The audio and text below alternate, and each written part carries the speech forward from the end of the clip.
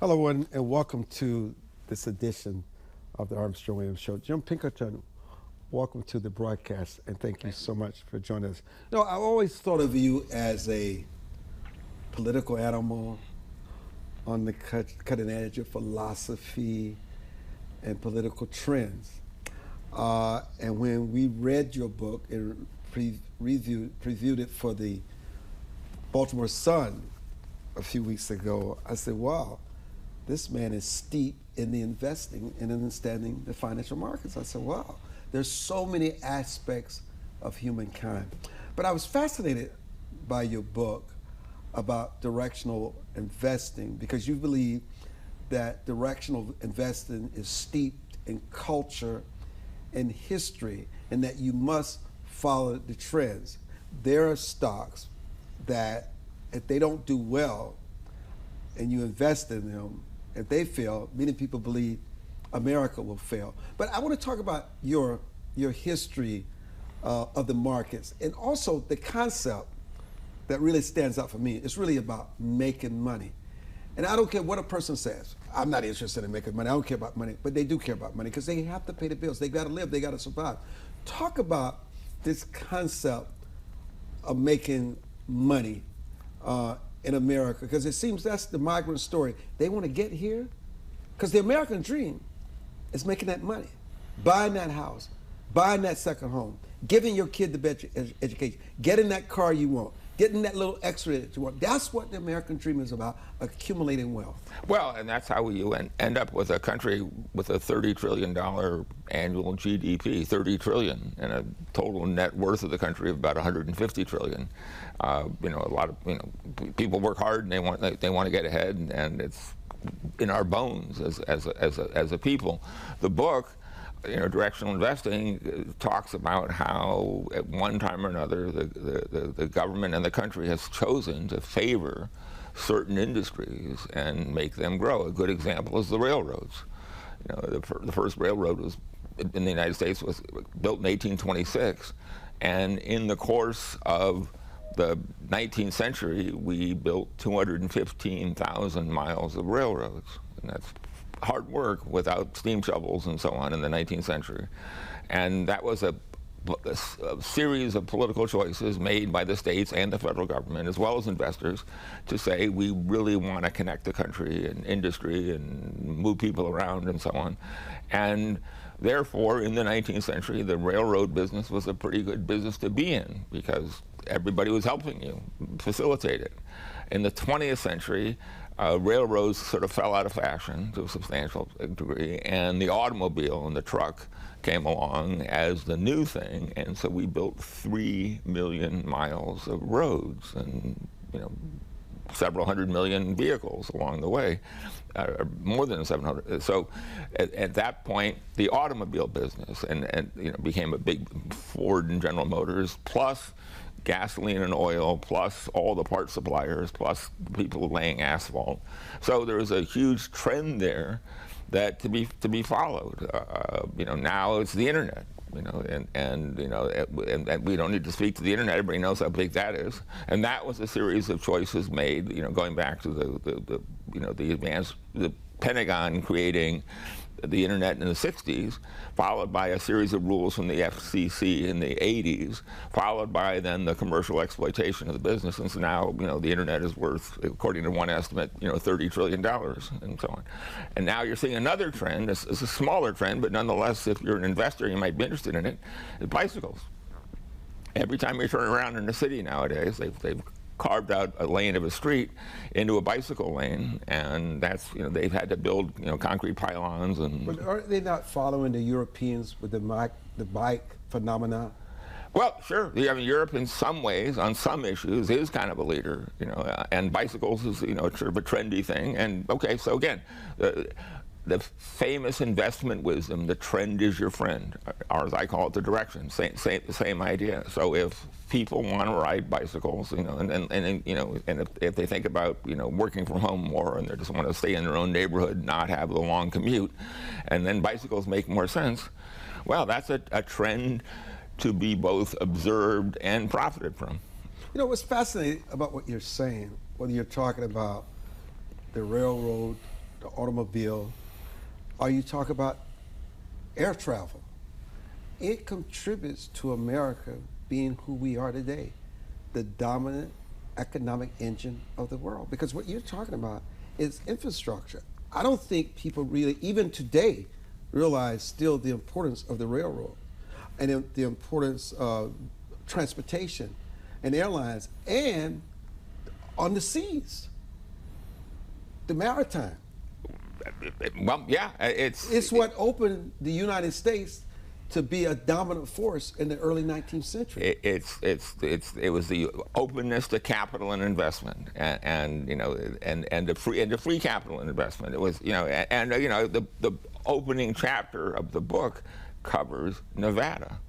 In 1931, Las Vegas had a population of 5,000 and an acre of land. And Howard Hughes. And now it's 2.2 million. 2.2 million. And a acre of land, what was then called US 15, sold for $70. Now that's called the Strip, and an acre of land is 30 million.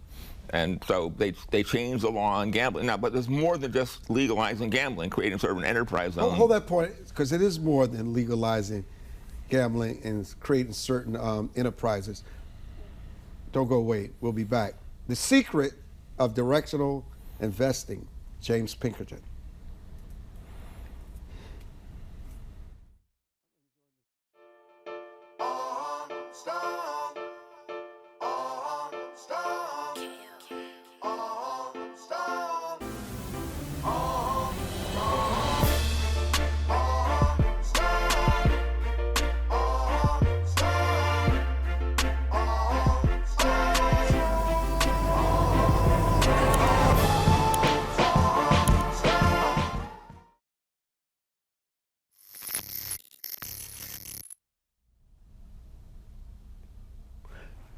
Continue the conversation.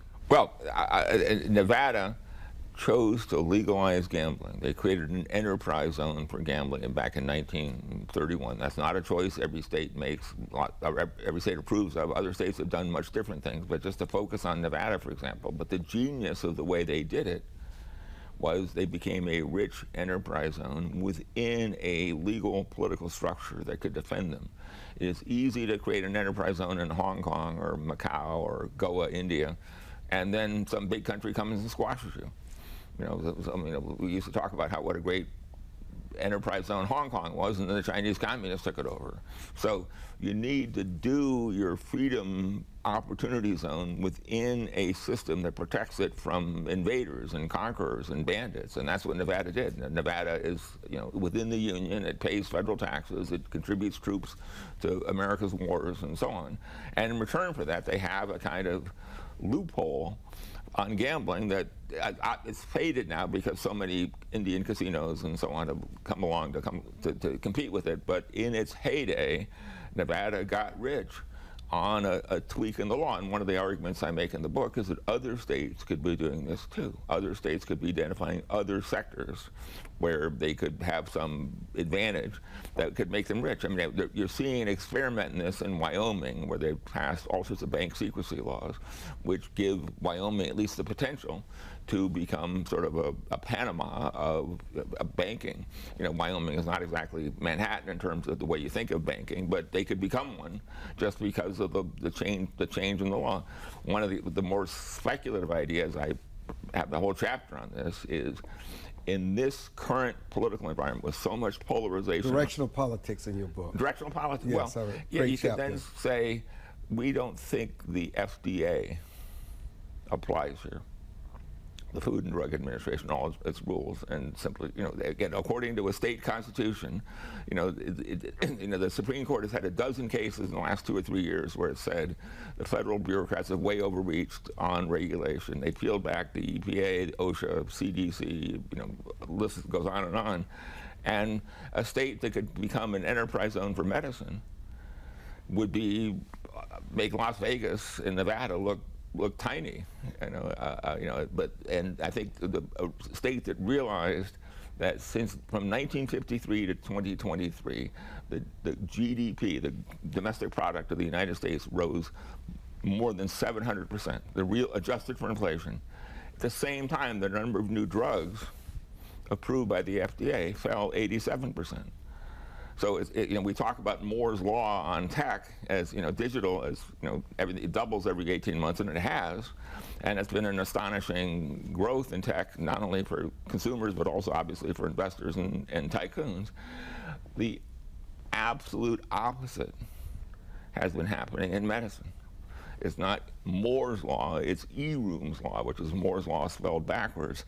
The total plummet in drug approvals is a tribute to the power of the FDA, the negative power of the FDA, and I think a state mindful of this opportunity would say, well, of course we want to get out from under this. We want to declare ourselves to be independent of this. Take us to court, we'll fight it out, and maybe pass a law in Congress to give, say, pick a state, Texas. The argument you're making, which is a very true one, is how much government is involved in creating generational wealth. And just like it gives the loopholes, it can close those loopholes. Right. But talk about, in your book, the 7 pillars of directional wealth. Well, the pillars are, you start with kind of what you were saying, which is the government can both crowd in investment. It can say to Nevada, I can build a defense plant somewhere. It can crowd in investment, and it can also crowd it out. Both. They both can happen. The government can make Nevada rich, or it can make New York City poor. I mean, New York City is with a 14% state and personal city income tax rate is chasing investment out to Florida and Texas and so on. It's a choice they're making. And maybe they want it that way. I mean, one of the subtitle of the book is the red-blue rumble. The red states and the blue states are genuinely different. They're making different choices and having different consequences. And it's an experiment in what works and what doesn't work. And I wrote a article for the Baltimore Sun recently, making the point that Maryland has certain advantages in tech and government and so on that it could be playing on.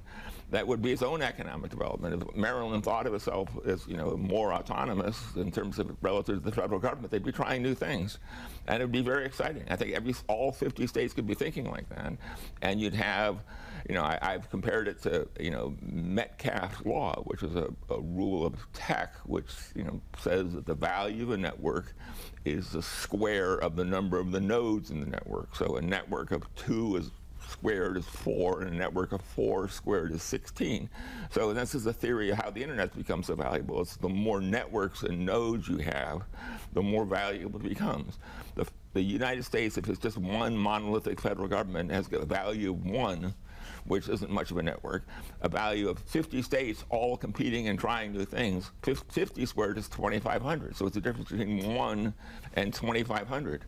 The choice we have, and if we were to, the states were to think like this, I think the economy would take off in a way that would make Elon Musk to say, well, that's of course, in the same way that you can look 50 years, 20 years into the future. Elon Musk says in 20 years there'll be 1 million people on Mars. Think about the economic value of that. Think about how much money is, even if you never and you can see those people on Mars. Sorry? You can see that. Well, you can. I mean, Musk. 10 or 20 years ago, people said, look, NASA is an incompetent bureaucracy. It's not going anywhere. They're not doing anything. And Starlink changed it all. And Musk and SpaceX changed it, and entrepreneurship changed it. It's not that. Hold that. That's true. Innovators. Jim Pinkerton, the secret of directional wealth. Investing. Right. We'll be back.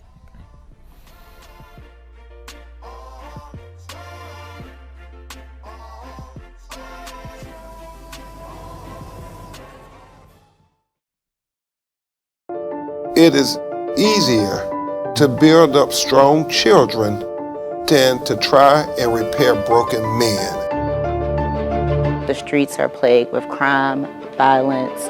There's a lot of poverty, and it's all a result of lack of education that's happening in our schools. So it really is a crisis.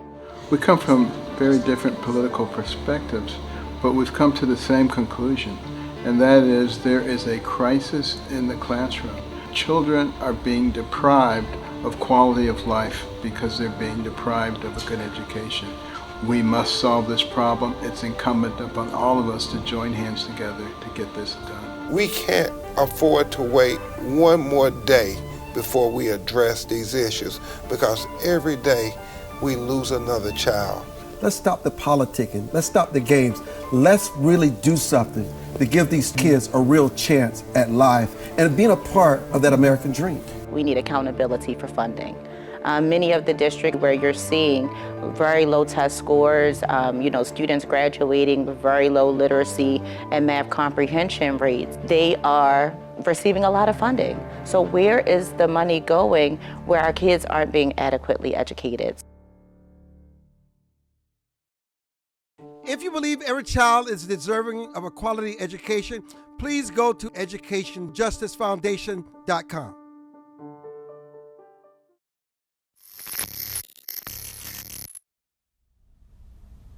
You know, I think one of the most fascinating chapters in the book was she's most prosperous. Duality creates profitability.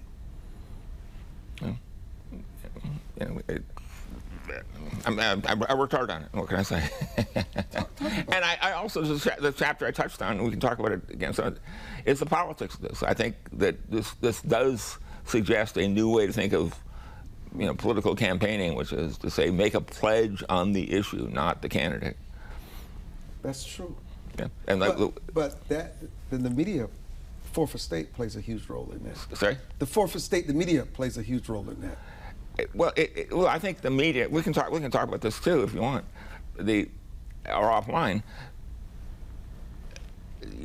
Did you happen to see the article on Will Lewis, of the new editor, the new publisher of the Washington Post? It's in the New York Times this morning. It's a big sort of yet another hatchet job. It's a hatchet job. Well, but this is on his business. Yeah, because talking about the wiretap and the fact of the shenanigans that went on. This is a different angle on him. This is about he when he left the Telegraph, he created a new media operation called News Movement, kind of like a BuzzFeed kind of thing, and and just all the difficulty he had doing it, and I think that all the media are under challenge now because the advertising model was kind of But they're trying to take him out. Sorry? They are. They're definitely trying to take him out. Yeah. And this is, look, the main thing is all this crookedness about hacking and stuff. This New York Times article was interesting because it didn't mention the hacking stuff at all. It just spoke to a company that I'd never heard of. We got I think $15 million in VC capital for it. Did you see anything wrong with it? Sorry? Did you see anything wrong with it? Did I see anything wrong with it? Yes. Well, it didn't work. And businesses sometimes don't work. That's a part of the marketplace. It is. Let's get back to this directional capital.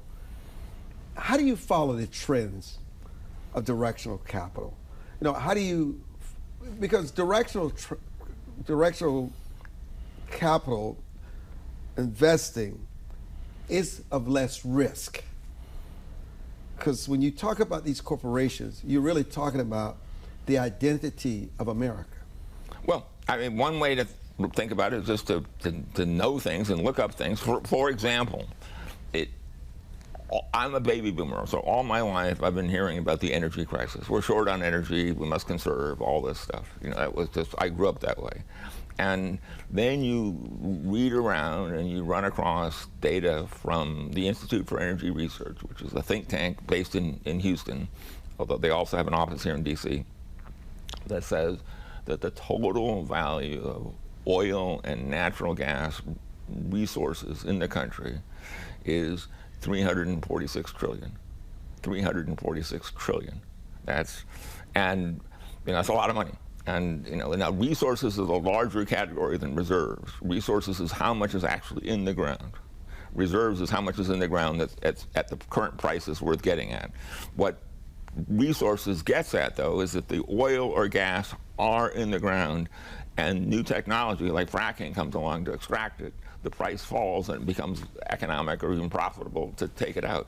So when you start thinking about 346 trillion, and for President Trump touched on that in his acceptance speech in Milwaukee, where he said, we're going to use this, what he called liquid gold in oil, to, among other things, pay off the national debt, $36 trillion. But they're not going to pay off the national debt. Sorry? They're not paying off the national debt. They all are drunken. They could. No matter what side of the aisle they're on. Trump is not paying off the national debt. He will increase the national debt. He increased it when he was president. He might, but he did. He did. Yes. He has. But now if the realization settles in that we're sitting on 346 trillion, then the world changes. And the two big changes coming, the two big trends to talk about are, one, the power of AI. Okay, and just AI this, AI that. You don't need me to tell you how important that's. I want to come back in our final segment to talk to you about how AI plays in all of this. Jim Pinkerton is our guest, and he's author of The Secret of Directional Investing. I'm Armstrong Williams, and we'll be back.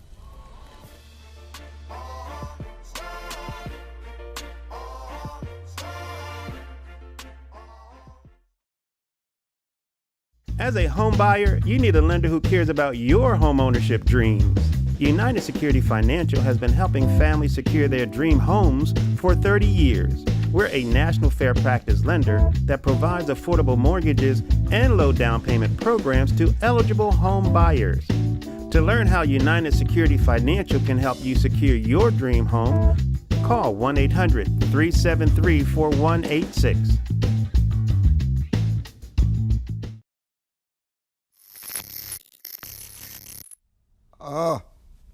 Magic. And welcome back to our special broadcast with James Pinkerton's new book, The Secret of Directional Investing. Summarize. The book argues that there are two directions, two trends, and in two categories. One direction is the direction that can be spotted. The red-blue rumble is a good example of that. The other direction is a trend that can be shaped. And sometimes politics can shape a trend in a certain direction, for defense, for tech, for oil exploration, for AI. All these trends that can be shaped are being shaped by political choices people are making. And if you're in the middle of that, or even better, if you're starting that trend in that direction, if you're starting a new move toward, for example, medical AI and diagnostics and so on, then you're on the ground floor. The best way to be on the ground floor of an investment is to build the ground floor yourself, right? So that's the argument of the book, is that between spotting a trend and shaping a trend, there's two ways to think about making money if you can identify some technology, some resource development that is clearly going to boom. And if you're in the middle of a boom, it's hard not to make money. I mean, it's possible, but hard not to. It's certainly the most propitious way to think about it is, look, this entire sector is moving up, and so I'm going to do well if I'm in it. One thing I always leave with our audience when we're talking about wealth, you must always strive to be moral, legal, and ethical. There's nothing wrong with creating wealth in America. It gives you a certain freedom that's just unmatched. Thank you so much for writing your book. Thank you. Thanks, Armstrong. Thank you for joining us. I encourage you to go out and get your copy soon. I'm Armstrong Williams.